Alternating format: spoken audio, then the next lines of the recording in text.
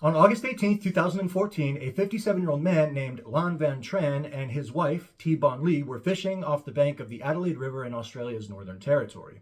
The two, who were natives of Vietnam, had moved there about a year prior, and Len had become a farmer, and also he took up fishing, which he really loved.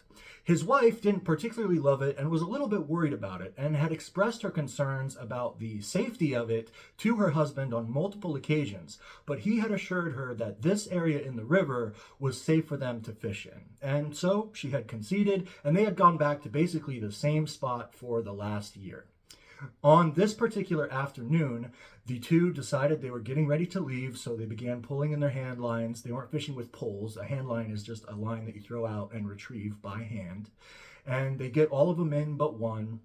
T turns around to walk back to the car to pack it up, and meanwhile Lan is wrestling with the last hand line, which has become snagged as he's pulled it in on the bottom of the river, but really close to the bank, probably within, a meter and a half, 2 meters, and he's fighting with it, but he cannot get it unsnagged.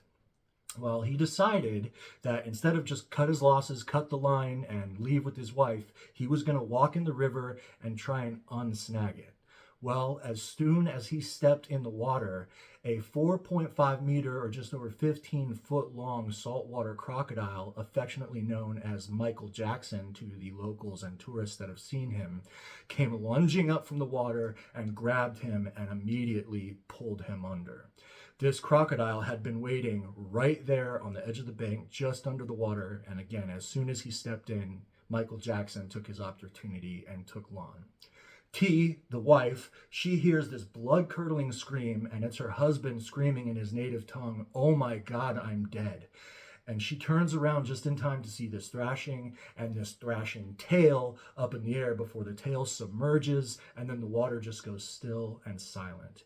She runs down to the edge of the water with her knife, but soon realizes there's nothing she can do to help. So she quickly goes back to the vehicle and drives to the nearest help, which is a local tour company. Specifically, it's a tour company called Crocodile Jumping Cruises, and it's about one of 10 in the area. And what these guys do is they take tourists out on these boats and they dangle meat in the air till these giant saltwater crocodiles come up and grab it, and then all the tourists clap at this amazing spectacle. But they do it in this area because it is well known that about every 100 meters on average, there is at least one rather large saltwater crocodile in this area. And it is that T had asked her husband, Lon, about before, about the safety of going out there. But he had told her, no, the crocodiles go elsewhere to hunt, or, they're so well fed that they would never go after a person. But this is, of course, not true. The tour guide who heard T's story knew which crocodile this was because, again, they're territorial animals, and right at their fishing spot, he knew the only big crocodile capable of doing this. So he called authorities. He told them it's probably this crocodile, Michael Jackson. He's probably right here.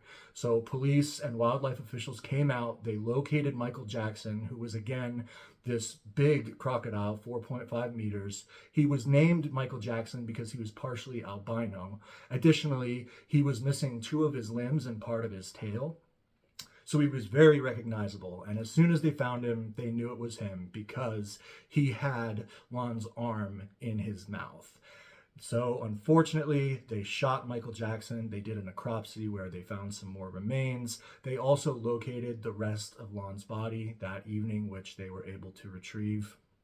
A lot of people criticized after this attack the practice of these crocodile jumping cruises, saying that it teaches crocodiles to associate humans with food and to stalk them.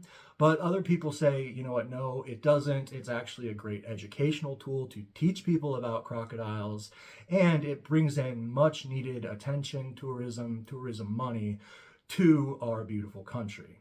So whatever your opinion is on that, that is up to you, but there was a huge controversy after that. To my knowledge, nothing has been done legislatively to end the practice of these tours or anything like that. And allegedly, Michael Jackson's skull is on display at a local courthouse where this happened, although I wasn't able to confirm that for sure. There is a picture of it, but I'm not sure if it's authentic.